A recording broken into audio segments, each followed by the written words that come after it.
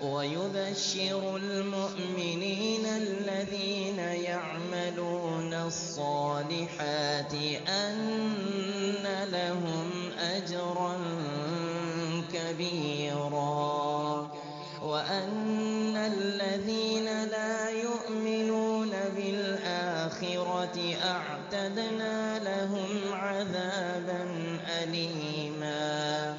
ويدعو الإنسان بالشر دعاءه بالخير وكان الإنسان عجولا.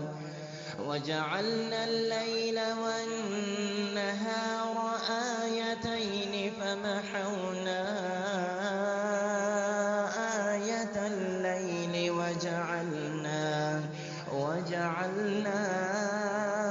آية النهار مبصرة لتبتغوا فضلا من ربكم ولتعلموا عدد السنين والحساب، وكل شيء فصلناه تفصيلا.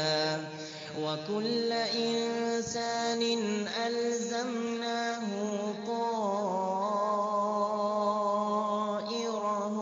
في عنقه ونخرج له يوم القيامة كتابا يلقاه منشورا.